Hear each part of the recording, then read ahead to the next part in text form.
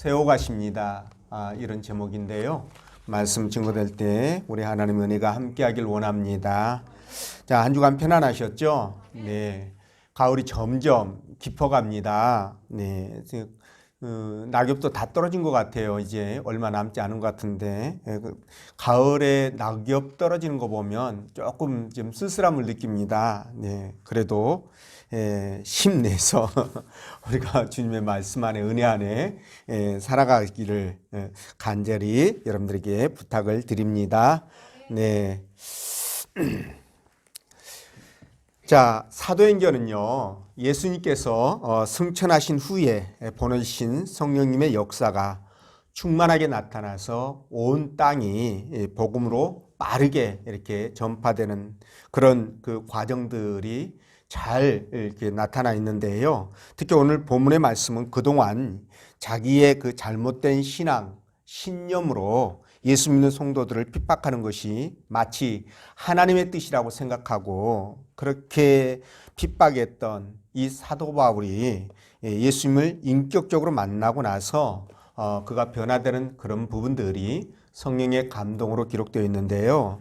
하나님은 오늘 본문의 말씀을 통해서 다음과 같은 세 가지로 우리에게 은혜를 주셨습니다. 첫째가 하나님의 일꾼은 하나님이 세우십니다 라는 것이고, 두 번째 하나님은 모든 백성들에게 각각의 계획이 있습니다 라는 것이죠. 세 번째가 하나님은 사람을 통해서 일하십니다 라는 말씀인데, 여러분 얼마 전에 우리 삼성 이건희 회장께서 세상을 떠났죠. 자, 삼성의 창업자였던 그의 아버지 이병철 회장의 기업 경영 철학은요, 인재 중심의 경영이었습니다. 무슨 뜻인 거 아니? 인재 한 명이 수십만 명을 먹여 살린다.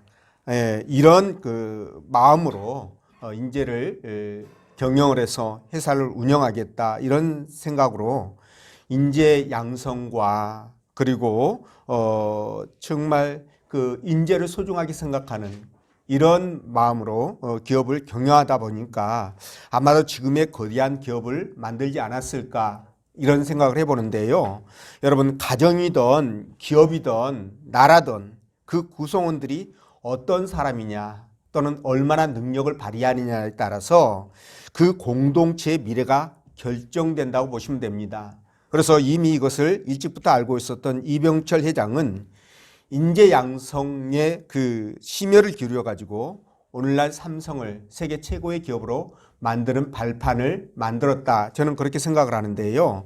마찬가지로 교회도 그렇습니다. 하나님 나라도 그 구성원들의 생각과 됨됨이가 바로 교회를 세우고 확장시키는데 중요한 요소가 된다는 것이죠. 그래서 하나님도 이렇게 하나님의 일꾼을 세우는 것이 너무 중요하다는 것을 잘 아셨기 때문에 직접 하나님이 인재를 선택하셨어요.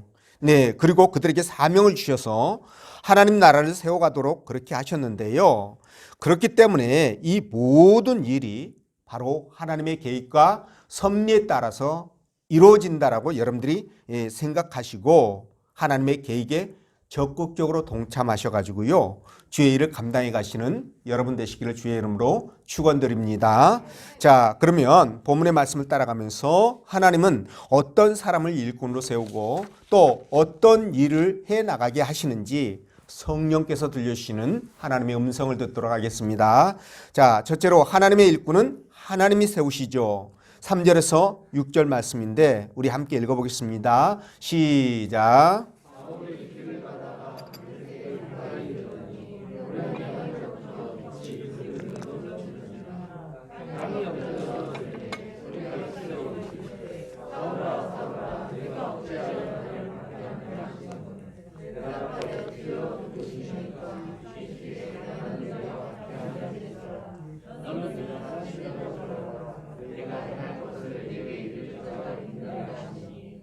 아멘. 자, 사울은요, 예수 믿는 사람들을 잡아들이기 위해서 지금 다메섹으로 가는 중에 주님을 만납니다.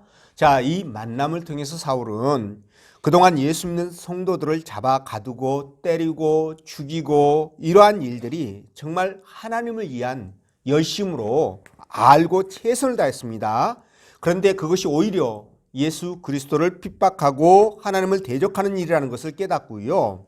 사울은 비로소 예수 그리스도가 나의 메시아요 구세주라는 것을 믿게 되죠. 그래서 지금까지 누렸던 이 유대계에서 누렸던 특권과 명예를, 영예를 다 포기하고 그리스도인으로 거듭나게 되는데, 때문에 오늘 사울에게 주님과의 만남이 없었다면 그는 결코 하나님의 영광스러운 일꾼이 되지 못하는 것은 물론이고 끝까지 주님을 대적하다가 결국 지옥의 불구덩이 속으로 떨어져서 죽고 싶어도 죽지 못하는 그런 영원한 고통 속에 빠졌을 것이라는 것을 우리 짐작하는 것은 어렵지 않습니다. 자, 그래서 여러분, 그래서 우리가 주님을 대적하고 핍박하고 폭행했던 이 사울이 어떻게 하나님의 일꾼이요 이방인의 사도가 될 수가 있었을까? 이 부분에 대해서 생각을 해보면, 그렇죠. 혹시 우리가 모르는 사울이 엄청난 그런 어떤 공로가 있었을까? 이런 생각도 해보게 되는데 전혀 그렇지가 않죠. 우리가 알고 있듯이 그는 누구보다도 열심으로 주님을 핍박했던 그리고 대적했던 그런 사람이었었습니다. 그럼에도 불구하고 우리 하나님은 그런 망나니 같은 사울을요 창세전부터 선택해가지고 당신의 자녀로 삼으셨고 그것도 모자라서 일꾼으로 선택하여 평생을 당신을 위해서 살도록 그렇게 은혜를 베풀어 주셨는데, 이것은 말이죠 하나님의 일방적인 은혜고 그분의 사랑이었습니다. 그리고 감당할 수 없는 축복이었다는 것을 여러분들이 깨닫게 될 것입니다. 자, 그렇죠. 우리가 하나님 앞에 구원받아서 그분의 백성이 되고요. 그리고 영원한 생명을 보장받는다는 것은 정말 엄청난 축복이에요. 이거는 정말 엄청난 은혜고 이거는 말할 수 없는 정말 감동이고 감격인데, 저와 여러분들이 사실 그러한 복을 받을 만한 공을 세웠느냐? 전혀 그렇지 않습니다. 저와 여러분들은 오늘 이 사울처럼 오히려 이 사울보다 더했으면 더했지 덜하지는 않을 것입니다. 아무 공로도 없이 날마다 제 가운데서 먹고 마시고 그렇게 살아왔음에도 하나님은 말할 수 없는 그 큰 은혜와 사랑을 우리에게 부어주셔서 하나님의 자녀가 되는 놀라운 축복을 안겨주셨고 또 천국으로 들어갈 수 있는 입장권까지 주셨다는 사실입니다. 자, 이것을 볼 때 여러분, 나는 정말 복받은 사람이다, 나같이 이렇게 축복받은 사람이 세상에 어디 있을까, 이런 생각을 여러분들이 하시는 게 맞거든요. 근데 보편적으로 보면 이런 생각들을 깊이 하지 않습니다. 그냥 교회 나오니까 그냥 구원받았다고 하니 구원받았나 보다, 이게 좋은 일이라고 하니까 좋은 일인가 보다, 이 정도 생각하는데 전혀 그렇지 않다는 거예요. 여러분, 이 구원받은 것이, 제가 여러분들에게 말씀드리고 싶은 것은 아마도 이 인류 전체, 오고 가는 이 인류 전체를 통틀어서 구원받은 백성들은 불과 0.001%도 안 될 거라고 저는 그렇게 믿어요. 당장 우리나라를 보더라도 한번 생각해 보십시오.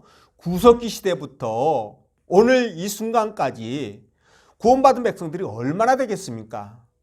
아마도 1884년 9월 20일 날 그 고종 황제의 주치의였던 알렌 선교사 아시죠? 미국 북장로교에서 파송했던 분인데 이분이 들어와서 복음을 전했고요. 그 이듬해 했던 1885년 4월 5일 날 미국 북장로교회 소속이었던 언더우드 목사, 그리고 북감리교회 소속이었던 암펜젤러 그 선교사가 우리나라에 제물포로 들어와가지고 복음을 전한 이래로 예수 그리스도를 믿고 구원받은 백성들 얼마나 되겠습니까, 여러분? 전체로 따지면 0.0001%도 안 될 거다. 그러니까 저와 여러분들은 뭐예요? 0.001% 속에 들어가는 특권층 중에 특권층이요, 복 중에 복을 정말 받은 빼어난 사람들이라는 거예요. 여러분, 그거 인정하시죠? 이거 여러분들이 정말 그 마음속에 그걸 믿으셔야 됩니다. 여러분, 한번 옆 사람들 한번 보십시오. 옆 사람이 없나요? 띄엄띄엄 앉아서 한번 보셔요. 보면 어떻습니까? 과연 네, 정말 빼어난 분처럼 보입니까? 특권층처럼 보이죠? 예, 여러분들이야말로 정말 특권층이에요. 네, 정말 특권층입니다. 자, 그래서 이런 하나님의 은혜를 생각하면 할수록 어떻습니까? 우리는 정말 구원받은 이 사실이 너무 감동이고 감격이구나, 이런 것들을 느낀다는 거예요. 뿐만 아니라 여기다가 또 어떤 복을 누리냐면, 오늘 사울처럼 저와 여러분들을 하나님 나라 일꾼을 삼으셔가지고 주의 나라를 위해서 평생 수고하고 헌신하며 일할 수 있도록, 그렇게 충성할 수 있도록 해 주셨으니까 이런 은혜가 어디 있냐는 거예요. 그러니까 다시 말씀드리면, 구원의 은혜 플러스 뭐예요? 하나님 나라 일꾼이 되어서 주의 나라를 위해서 충성하고 헌신할 수 있는 기회까지 줬으니까 진짜 꼭 먹고 알 먹고 도랑치고 가지 잡고, 그렇죠? 마당 쓸고, 그렇죠, 돈 줍고, 이런 일이 벌어진 거예요. 그러니까 말이죠, 정말 저와 여러분들은 놀라운 하나님의 은혜를 받은, 축복을 받은 사람들이다 라는 것이 입증되는 것입니다. 여러분 믿으시죠? 제가 예를 들어 보겠습니다.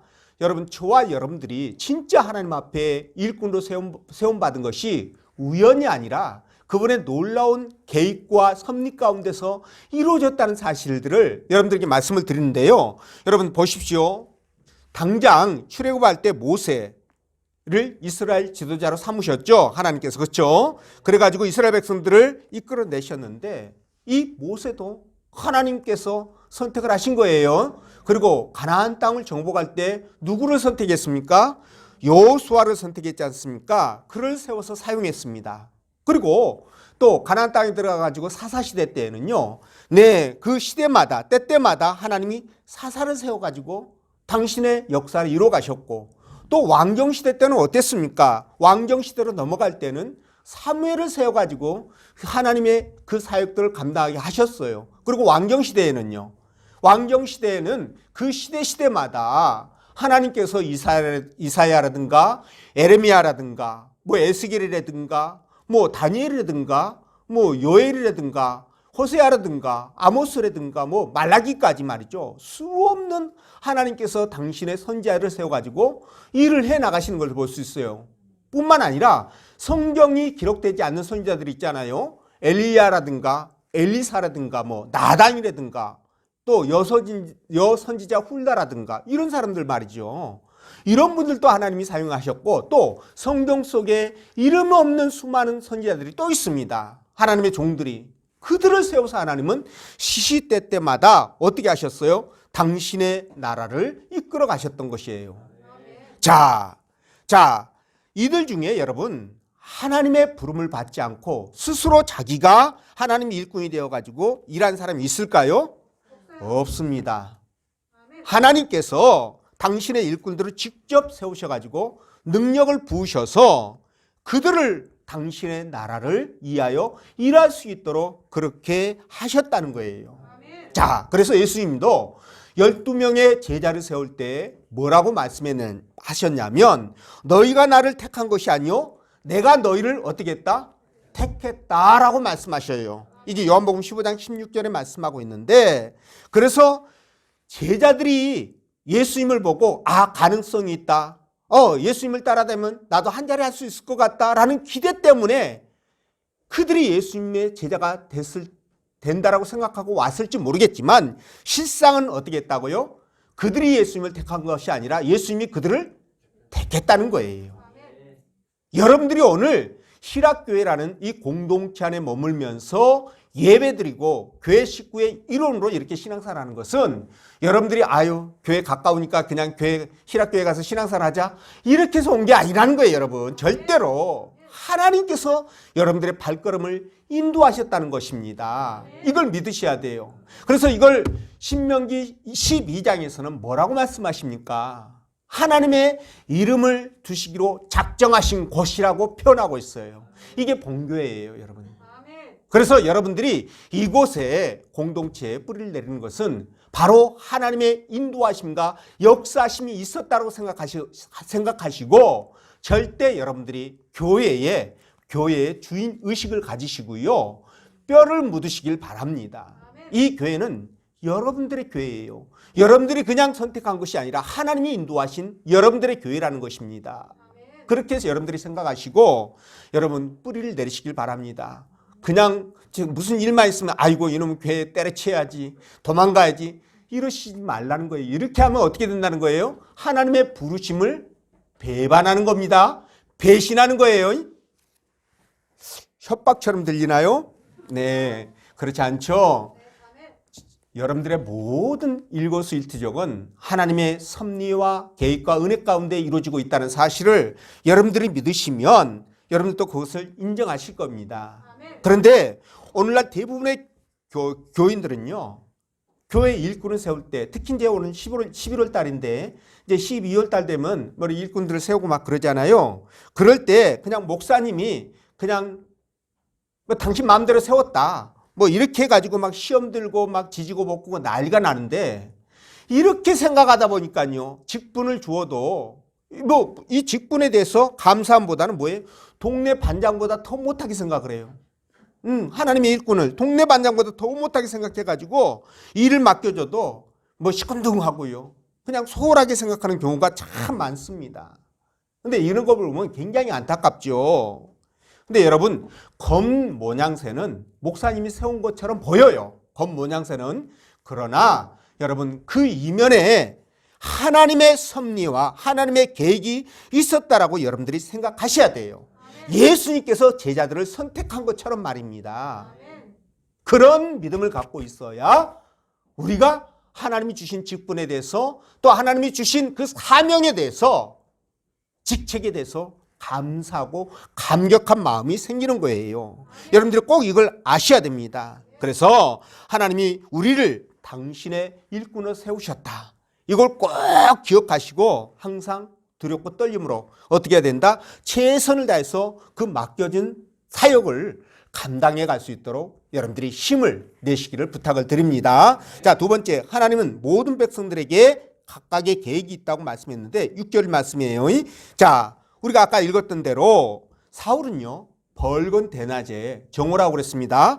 벌건 대낮에 주님을 만나요. 공중으로 임재하신 주님을 만나고 눈이 멀어버렸습니다. 그래서 앞을 볼 수가 없어가지고 그 일행에 의해서 아마 이끌려 다메섹 성으로 어떤 성도의 집으로 들어가지 않았을까, 그렇게 추측을 합니다만, 자, 들어가서 거기에서 있었는데요, 주님이 뭐라고 그러냐면 사울에게 다메섹에 들어가면 네가 앞으로 할 일을 내가 알려줄 것이다, 그렇게 말씀하셔요. 자, 그런데 말이죠, 이걸 통해서 우리가 알 수 있는 게 뭐냐면, 하나님은 당신의 자녀들 한 사람 한 사람에 대해서 특별한 계획과 목적이 있구나, 이것들을 우리가 깨닫게 된다는 것입니다. 뭐가 있다고요? 계획과 목적, 그리고 비전이 있다는 거예요, 여러분. 이걸 우리가 알아야 됩니다. 자, 왜 이것을 우리가 알 수 있을까요? 제가 지난 시간에 여러분들에게 말씀드렸던 것처럼 저와 여러분들이 우리 어머니 태중에, 복중에 있을 때 잉태되기도 전에, 여러분 잉태되기도 전이에요. 잉태되기도 전에 하나님이 이미 나를 알았고, 태에서 나오기도 전에 하나님이 나를 선택했다라고 에레미야 1장 5절에서 말씀하셔요. 자, 이렇게 저와 여러분들이 이 땅에서 이미 어머니 못해서 착상되기도 전에 하나님이 나를 알아보셨고, 이 땅에 태어나기도 전에 나를 선택했다고 한다면, 그렇게 나온 저와 여러분들이 그 가운데서도, 그 많은 사람들 가운데서도 특별히 예수 그리스도를 믿고 하나님 나라 백성으로 거듭난 구원받은 백성이 된 저와 여러분들에게 하나님의 계획과 섭리가 없다, 하나님이 저와 여러분들의 비전이 없다, 이건 말이 돼요, 안 돼요? 안 되는 것입니다. 이건 말이 안 되는 거예요. 그래서 하나님은 저와 여러분들에게 이런 특별한 계획과 비전을 갖고 계시는데, 그래서 부를 때 일꾼으로 부르는 것도 이미 하나님의 계획과 섭리 가운데 있었다는 것입니다. 그걸 우리가 인정을 하셔야 돼요. 그걸 확실하게 믿으셔야 돼요. 그래야 여러분들이 정말 여러분들에게 맡겨주신 그 사명을 귀하게 여기게 되고요, 그 일에 대해서 여러분들이 정말 열심히 하게 될 동기부여를 갖게 되는 것입니다. 여러분, 당장 아브라함 부를 때 어떻게 했어요? 하나님이 아무 계획도 없이 아브라함을 불렀나요? 그렇지 않습니다. 아브라함이 그 어머니 복 중에서 잉태되기도 전에 하나님이 계획과 섭리 가운데서 하나님이 계획하셨어요. 그래서 아브라함에게 모든 그 믿음의 복의 근원이 되게 하시고 믿음의 초상이 되게 하셨지 않습니까? 맞죠? 모세 보세요. 모세. 아까 제가 말씀드린 대로 모세. 이 모세를 볼 때 어땠어요? 모세는 이미 태어날 때부터 이스라엘 백성들을 구원하시기 위한 목적을 가지고 이 땅에 내보내신 겁니다. 그래서 여러분 어떻게 했어요? 태어나자마자 애굽 왕궁으로 보내가지고 왕자로서 지도자로서 교육을 받도록 그렇게 아주 쫙 깔았잖아요. 그래 안 그래요? 그리고 여러분 출애굽 시킬 때는 어떻습니까? 진짜 좋은 일만 있을까요? 실제로 우리가 말씀을 봐서 알지만 얼마나 모세가 백성들 때문에 고통과 그 정말 고난을 겪습니까? 심지어 하나님 앞에 나를 죽여달라고까지 하잖아요. 그러니까 그런 고난과 고통을 이기라고 미리 어디로 보내요?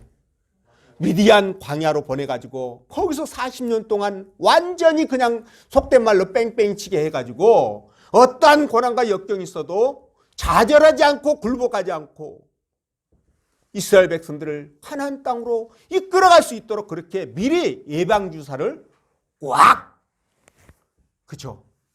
놔주셨던 거예요. 이게 하나님의 섭리와 예정 아니십니까? 그렇죠? 자, 이렇게 하나님이 하셨던 그들을 불러서 그렇게 하셨는데 저와 여러분들에게도 계획이 없다? 이건 말이 안 되는 거예요. 그래서 하나님이 저와 여러분들을 부르실 때 이미 어떻게 하셨다? 각자에게 능력과 거기에 맞는 재능을 주셨어요. 그걸로 주의 사명을 감당하라고 그렇게 하셨던 것입니다. 이것이 어떤 얘기는 봉사와 섬김이 될 수 있습니다. 그죠? 또 어떤 얘기는 이게 전도나 헌신으로 나타날 수 있어요. 어떤 사람에게는 음악이라든가 악기라든가 뭐 글 쓰는 거라든가 그림이라든가 여러 재주로 이런 사명들을 감당하게 하셨습니다. 뿐만 아니라 심지어 몸이 아파가지고 침대에 있어도 누워 있어도 사명을 감당할 수 있도록 하나님께서 하셨어요. 여러분 당장 보십시오. 그 1급 뭡니까? 그 지체장애자죠. 내성마비였던 송명희 시인 있지 않습니까? 그렇죠? 이분 말이에요. 여러분 보셨어요? 이렇게 몸이 이렇게 해가지고 얼마나 애수하고 볼품없고 보잘것없는지 몰라요. 그런데 이분이 그 시로서 하나님 앞에 영광을 올려드리고 많은 사람들에게 감명을 주는 이런 역할을 하지 않습니까? 그러니까 하나님께서는 그렇게 다 하셨던 거예요. 그리고 또 돈 버는 재주를 특별히 또 이렇게 주신 분들이 있어요. 이 돈에 관해서는 또 열심히 이게 뛰어난 이게 후각이 있어가지고 냄새를 잘 맡아서 돈을 잘 버는 분이 또 있습니다. 저는 그런 방향에서는 또 젬병이에요. 근데 그런 분들은 또 어떻게 했습니까? 그렇게 돈을 벌게 해가지고 이렇게 주의 일꾼들이 더 일을 열심히 잘할 수 있도록 지원하도록 그렇게 하나님이 계획하셨어요. 자, 그렇기 때문에 이런 모든 것들을 통해서 하나님은 다 그렇게 역사를 사역을 이루어 가시는 것을 볼 수가 있는데요. 여러분 주의 일을 하는 데 있어서 사명을 받는 것에 있어서 우리 인간들이 볼 때는 사람들이 볼 때는 그게 경중이 있을 수 있습니다. 경중이 있을 수 있어요. 그리고 호불호가 있을 수 있어요. 저 사람은 정말 폼나고 좋은 것을 줬는데 나는 왜 이렇게 삐리리하고 그냥 볼품없고 이렇게 초라하고 그러냐? 뭐 이럴 수 있습니다. 그러나 하나님이 보실 때는 어떨까요? 모든 것이 다 똑같이 귀한 사명이고 하나님의 계획을 이루는 중요한 사역이라는 겁니다.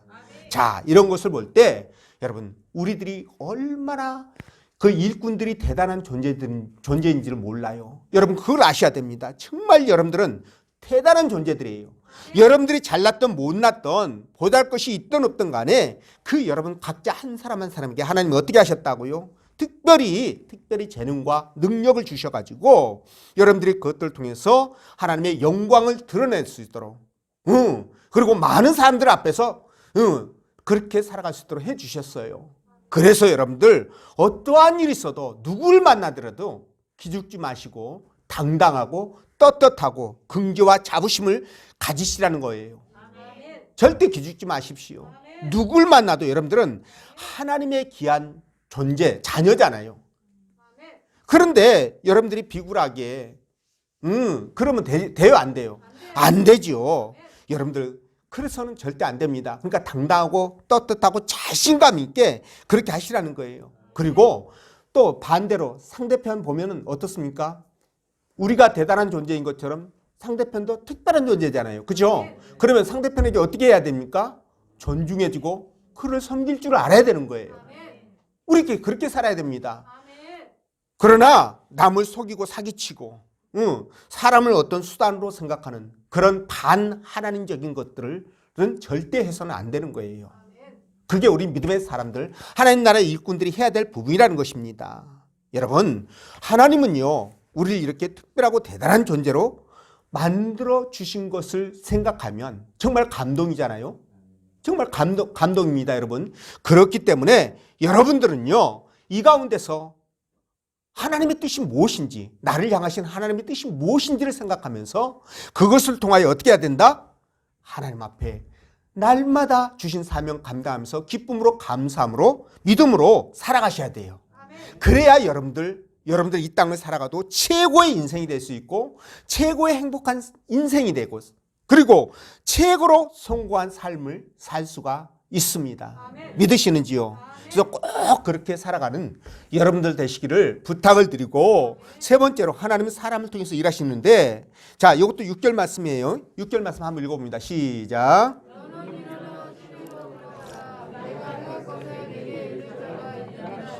아멘. 자, 예수님이 눈이 먼 사울을 다메섹으로 데려가 가지고 말씀하시는데 네가 성에 가면 네가 무엇을 할 것인지를 알려줄 사람을 너에게 보내주겠다 그렇게 말씀하셔요.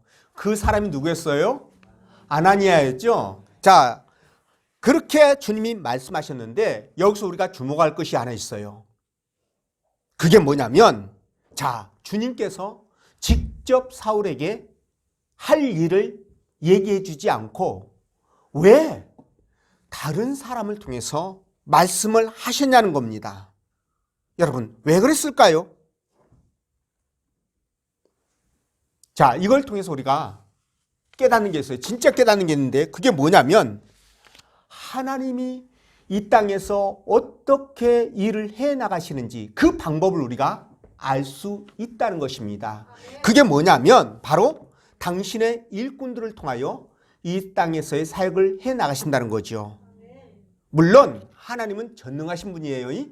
전능하신 분이기 때문에 당나귀 입을 열어가지고 말을 하게 함으로 말미암아 일을 해나갈 수 있어요. 그분이 맘만 먹으면 어떤 방법이든지 수단과 방법을 가리지 않고 어떤 일도 하실 수 있습니다.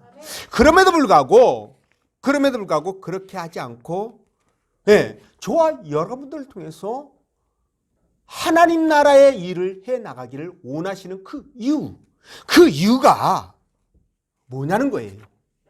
그 이유가 뭘까요? 그렇습니다. 그 이유는 여러분 바로 잊어버리면 안 되겠죠. 자, 이거 하나만 붙들고 가도요 오늘 행지하신 겁니다. 자, 그 이유는 바로 저와 여러분들을 위해서예요.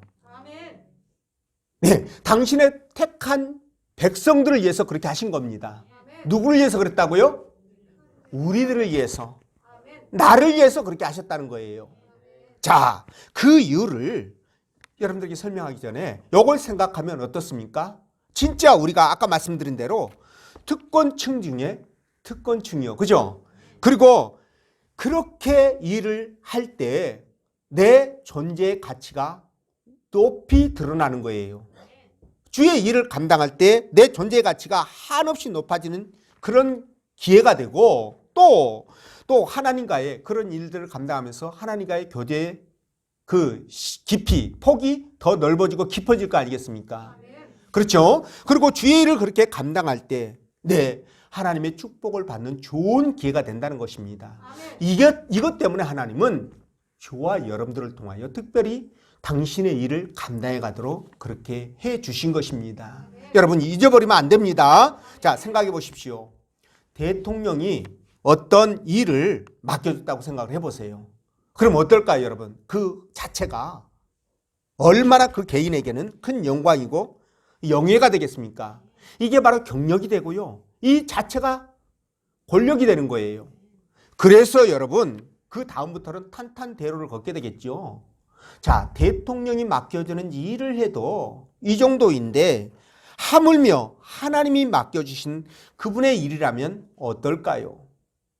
말할 수 없겠죠. 네, 그분이 우리에게 주시는 그 명예와 그 상급과 축복은 이루 말할 수가 없다는 것입니다.